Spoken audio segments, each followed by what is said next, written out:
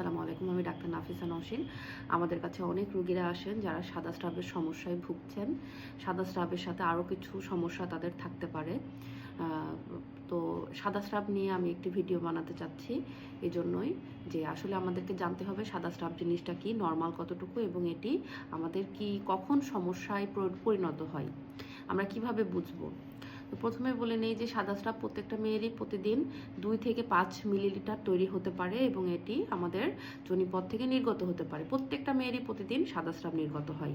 যারা গর্ভবতী মহিলা তাদের একটু বেশি সাদা স্রাব তৈরি হতে পারে, এতে কোনো সমস্যা নাই। কিন্তু যদি অতিরিক্ত বের হয় বা কাপড় ভেজে যায় সেক্ষেত্রে আপনাদের ডাক্তারের পরামর্শ নিতে হবে এবং দেখতে হবে যে গর্ভবতী মায়েদের পানির যে লেভেলটা এটা ঠিক আছে কিনা।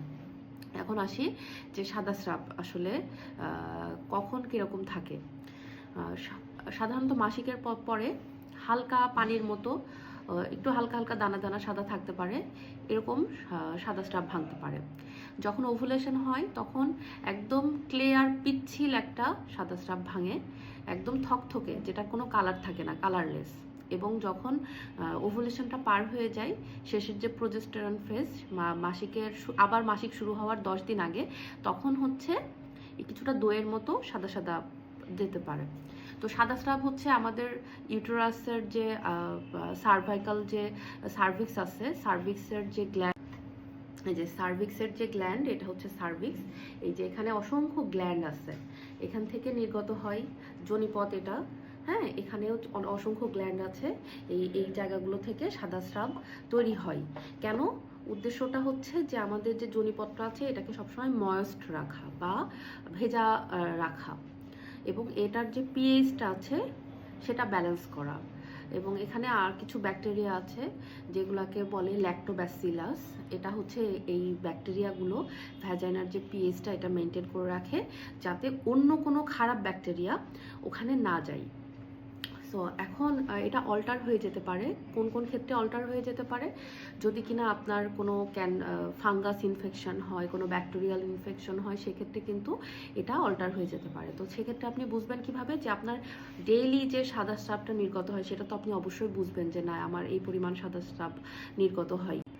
তখন একটু বেশি নির্গত হবে এবং এর কালারটা চেঞ্জ হয়ে যেতে পারে। যেমন আপনার সবুজ কালার হতে পারে, হালকা সবুজ কালার, হালকা হলুদ কালার, বা দইয়ের মতো থকথকে সাদা স্রাব নির্গত হতে পারে, দুর্গন্ধযুক্ত থাকতে পারে।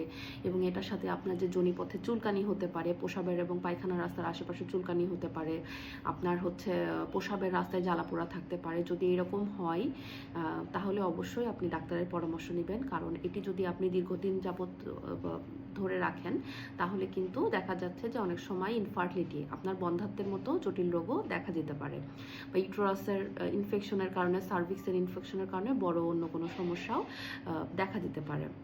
সো আশা করি আপনারা ভিডিওটি মনোযোগ দিয়ে দেখবেন এবং বুঝতে পেরেছেন যে সাদা স্রাবটা আসলে কেমন হওয়া উচিত।